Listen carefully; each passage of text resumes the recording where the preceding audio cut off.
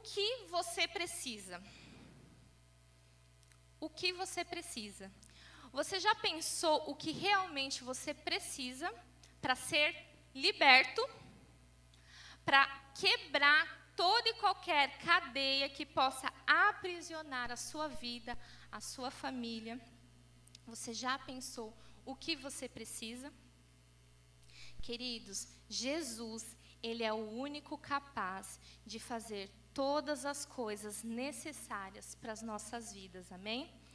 É nele que está o poder para profetizarmos, e como nós cantamos aqui nessa noite, para profetizarmos e todas as trevas ser dissipada e toda cadeia ser quebrada.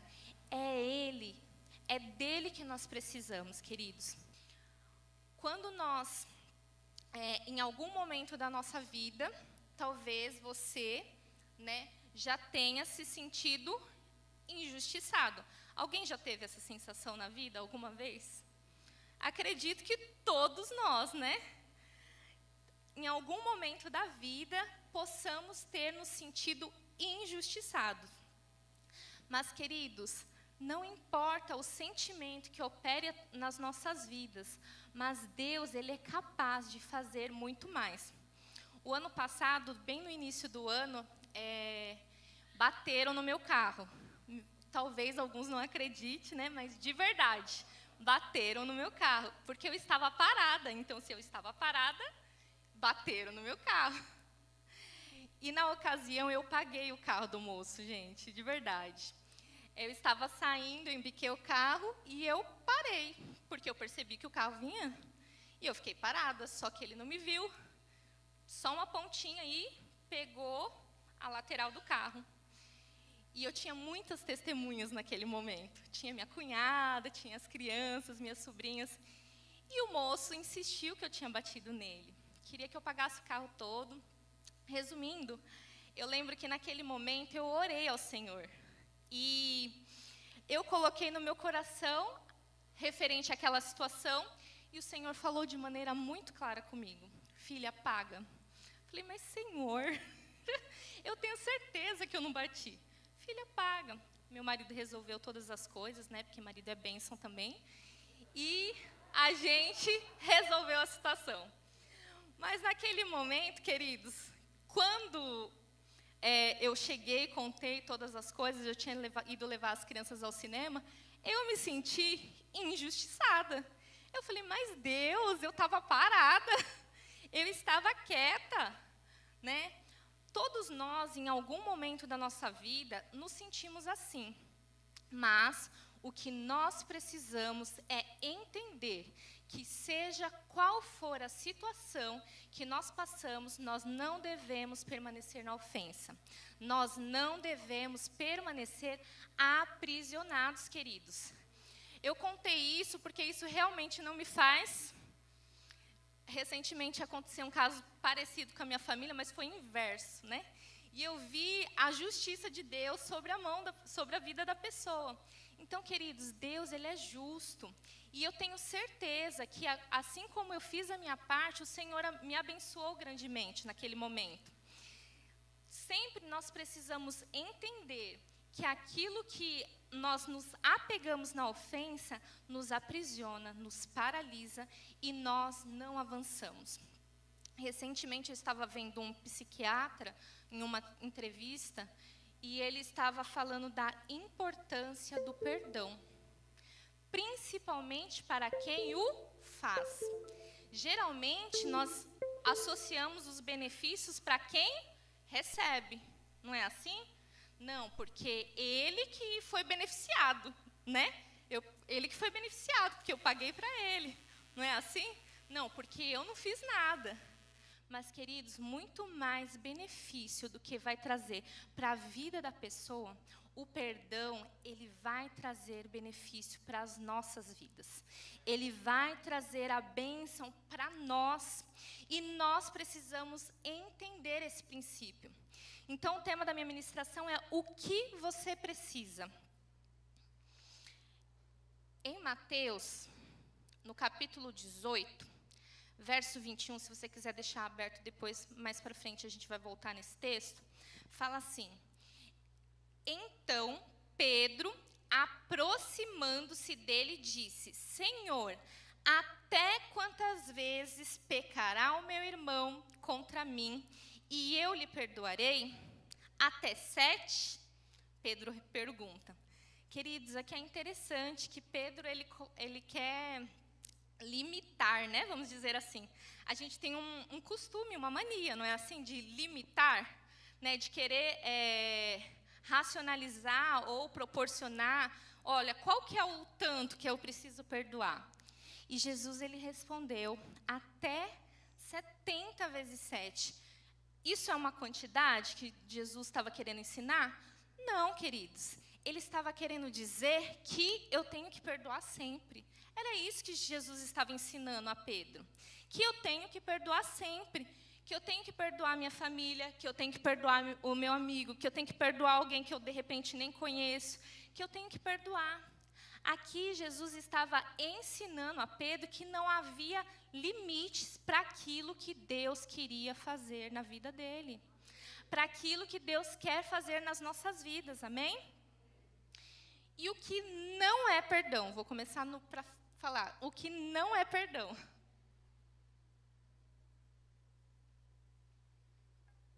Perdão não é um sentimento ou uma emoção. Não é uma amnésia, né? Um esquecimento. Não, eu esqueci. Perdão não é vingança. Não, eu perdoo, mas na primeira oportunidade, ele vai se ver comigo. Ela vai se ver comigo. Não, queridos. Perdão não é isso. Perdão é uma decisão. Perdão é uma decisão. Nós precisamos entender que nós devemos perdoar, assim como Jesus nos perdoou. Em Romanos, no capítulo 12, os meninos vão projetar, fala que nós não devemos nos vingar, que nós não devemos dar lugar à ira, porque está escrito, minha é a vingança, e eu recompensarei, diz o Senhor. Portanto, se o teu inimigo tiver fome, dá-lhe de comer. Se tiver sede, dá-lhe de beber. Porque fazendo isso, amontoarás brasas de fogo sobre a sua cabeça. E não te deixeis vencer mal, mas vence o mal com o bem. Queridos, isso é a manifestação do perdão. Não é esquecer, mas é viver aquilo que Jesus nos ensinou. Isso é o perdão. É uma decisão, é uma ação.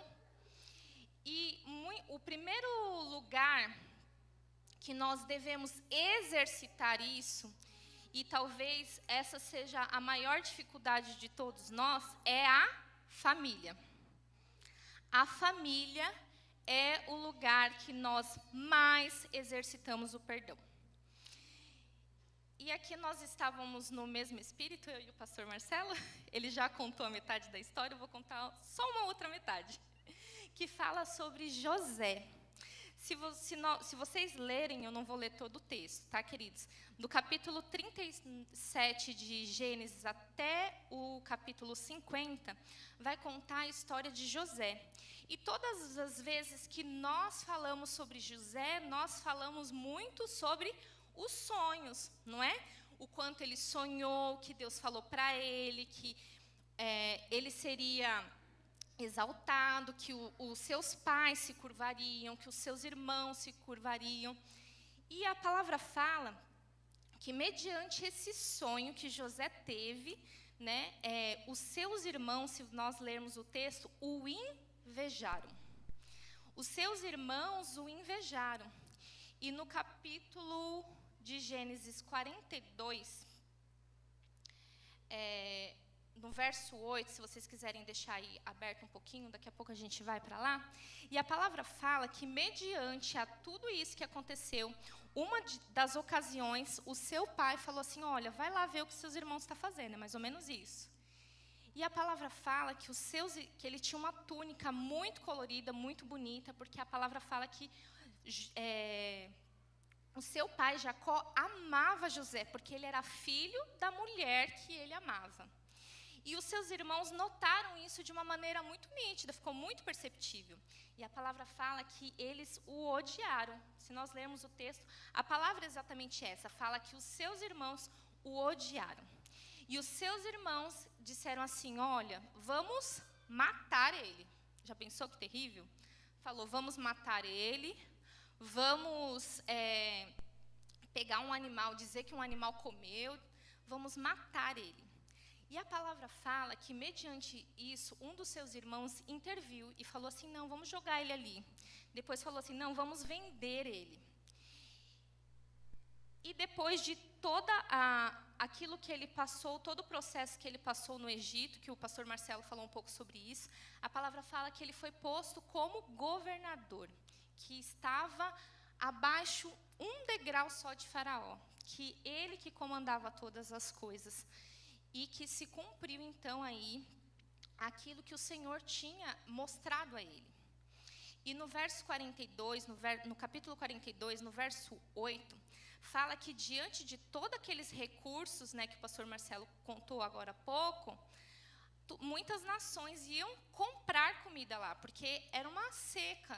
Então, não é que, às vezes, a pessoa não tinha o dinheiro, ela não tinha aonde comprar, não tinha provisão, porque não chovia, não tinha colheita e não tinha onde comprar. Então, o Egito ele se tornou um grande distribuidor de mantimento. E os seus irmãos foram lá. E a palavra fala que no capítulo 42, no verso 8, fala assim, e José pôs-se e conheceu os seus irmãos, mas eles não o conheceram. É interessante aqui, queridos, que José, naquele momento, ele percebeu quem eram aqueles que tinham ido comprar comida. E o sentimento que brotou na vida dele foi tudo aquilo que ele tinha passado, foi tudo aquilo que ele tinha vivido, sendo vendido, né? Sendo enganado, seu pai não sabia onde ele estava, morando numa outra terra que não era a terra dele, longe do seu pai, longe da sua família. E os seus irmãos não conheceram, mas a palavra fala que ele percebeu. E diante disso, ele começou a maquinar, acho que uma maneira de se vingar de seus irmãos, porque o texto ele dá a entender a isso. Porque ele fala assim, olha, depois vocês começa a perguntar se ele teve mais irmão, como é que estava o pai, se ainda tinha pai. E ele fala assim, ó, traz o seu irmão mais novo, que era Benjamim. E diante de tudo isso, ele armou, né, alguns talvez conheçam a história, e ele colocou um objeto nas coisas de Benjamim e tentou acusar Benjamim de ter roubado aquele copo, aquele cálice. E a palavra fala que os seus irmãos, naquele momento, eles tentaram defender a Benjamim. Falaram, não, ó, troca comigo, faz alguma coisa. O meu pai não permitiria que eu voltasse. Mas diante de toda essa situação, queridos, a palavra mostra em diversos momentos o quanto José estava ferido. E com toda a razão, não é verdade? Se nós analisarmos a situação com toda a razão. E no verso 24 desse mesmo capítulo, fala assim, e retirou-se deles e chorou, depois tornou-se a eles e falou-lhes, e tomou a Simeão dentre eles, e amarrou perante os olhos, né? Fixou os olhos. Então, queridos, aqui nós vemos o quanto José estava ferido por tudo aquilo que tinha vivido, por tudo aquilo que ele tinha passado durante aqueles anos. Nós vemos que se cumpriu o propósito do Senhor e ele estava numa posição que o Senhor havia colocado. Sim ou não? Sim, mas ainda havia o sentimento, ainda havia mágoas, ainda havia marcas na vida dele.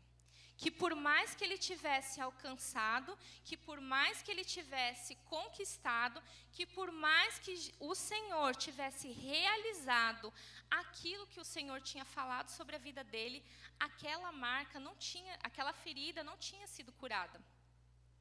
Geralmente, quando nós fazemos um machucado, que ele não cicatriza, cria uma casquinha, não é assim? E se a gente cutucar aquela casquinha, o que acontece? Vai sangrar, vai doer, não é assim?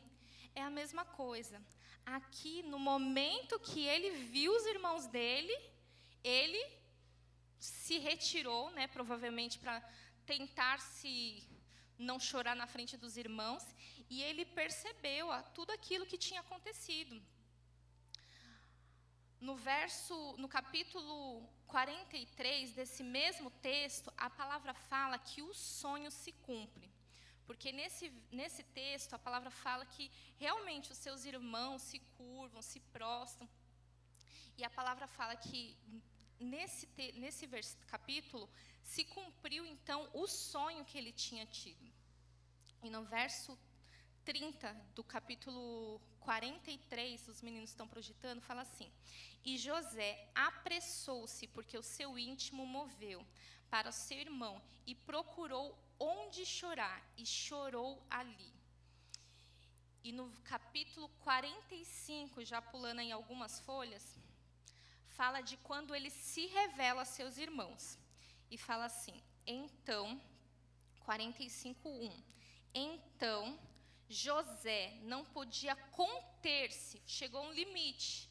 Nesse momento, ele não conseguia mais esconder aquilo que ele estava sentindo. Conter-se diante de todos os que estavam com ele. E clamou: fazei sair daqui todo varão. E ninguém ficou com ele, o quanto José se deu a conhecer os seus irmãos. E levantou a sua voz com choro, de maneira que os egípcios ouviam, a casa de Faraó o ouviu. Queridos, aqui eu acredito que tenha sido o limite de tudo aquilo que ele tinha feito. E ele se revelou aos seus irmãos. E a palavra fala que ele colocou tudo aquilo que ele precisava colocar para fora.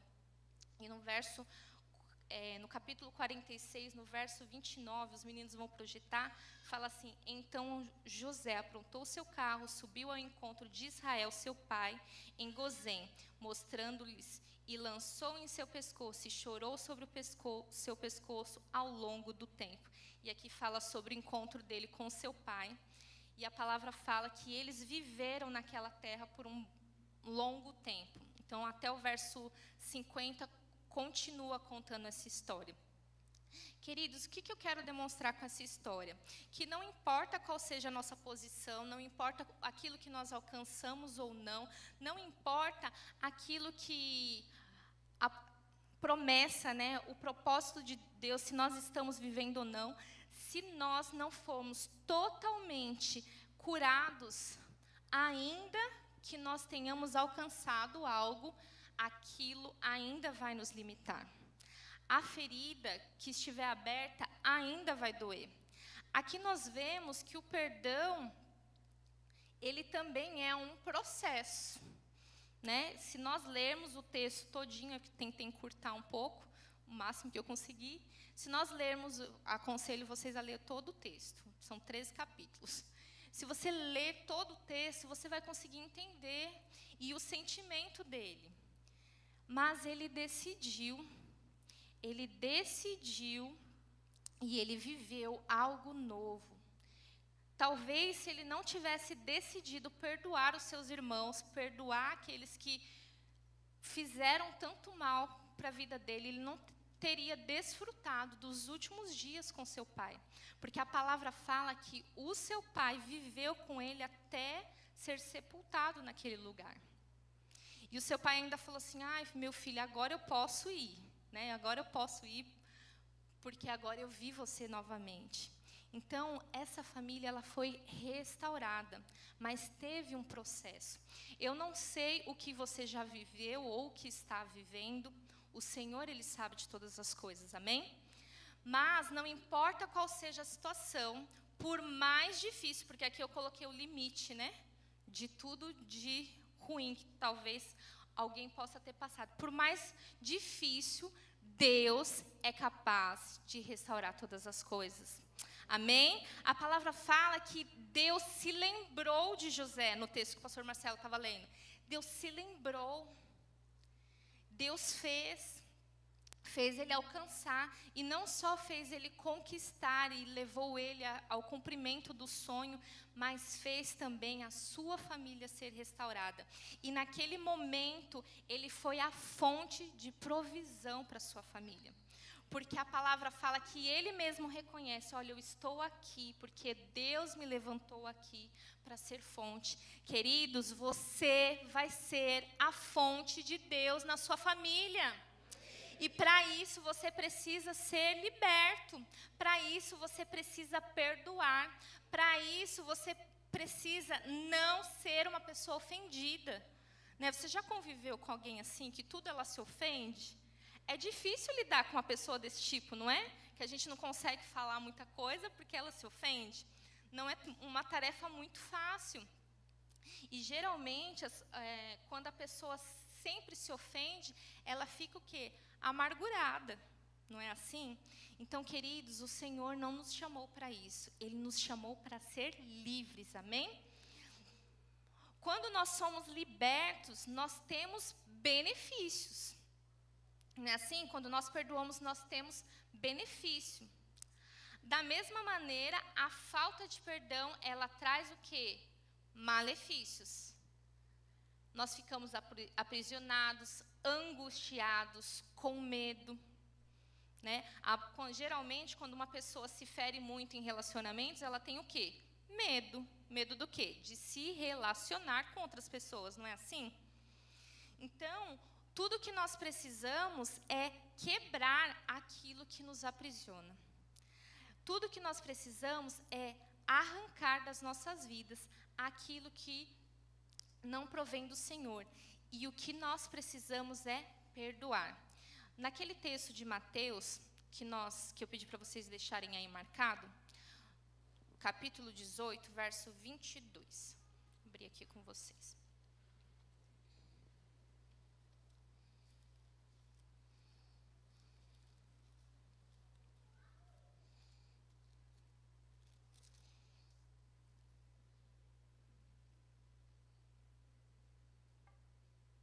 Nesse texto, a palavra fala assim, Mateus 18, a partir do verso 22. No verso 22, aqui a palavra fala assim. Fugiu. Jesus lhe disse, não te digo que até 7, mas até 70 vezes 7. E aí, em seguida, ele conta uma parábola do credor incompassível. E a palavra fala que ele compara o reino dos céus com um rei que foi cobrar uma dívida do seu servo, e o seu servo clamou por misericórdia e falou assim, não, eu vou te pagar, tenha misericórdia de mim, tenha misericórdia da minha família. E a palavra fala que esse servo, ele tinha um servo também, né? Que a gente fala, alguns textos a gente fala com servo, que esse servo também tinha um servo que lhe devia um valor também, mas que esse valor era muito menor do que aquilo que aquele servo devia para o rei. E da mesma maneira, a palavra fala que aquele conservo, ou aquele servo do servo, né? Estranho falar servo do servo, que aquele conservo pediu e clamou por misericórdia. E falou assim, olha, eu vou te pagar, tenha misericórdia, me dê mais um tempo. E a palavra fala que esse servo sufocou ele, que esse servo lançou ele na prisão, que esse servo aprisionou. E aí, os seus companheiros lá de trabalho foram contar tudo para o rei. E o rei disse assim, no verso 32. Então o seu senhor, chamando à sua presença, disse-lhe, servo malvado, perdoei de toda aquela dívida, porque me suplicaste. Não devias tu igualmente ter compaixão do teu companheiro, como eu também tive misericórdia de ti? E indignado, o seu senhor o entregou aos atormentadores, até que pagasse tudo o que devia. Assim vos fará também meu Pai Celestial, se de coração não perdoardes cada um a seu irmão as suas ofensas. Queridos, isso é muito sério. É muito sério. Porque geralmente o ofendido, ele acha que ele merece mais perdão do que o outro. Aqui é interessante porque compara com o Senhor, compara com a dívida que Jesus pagou. Jesus, ele pagou a nossa dívida por um preço muito alto. E a palavra fala que foi através da graça, um favor que nós não merecíamos, mas Jesus fez.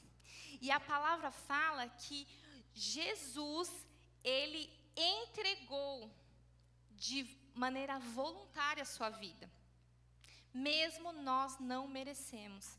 E aqui esse texto ele fala o quê? Que se eu não perdoar ao meu irmão, Deus não consegue me perdoar.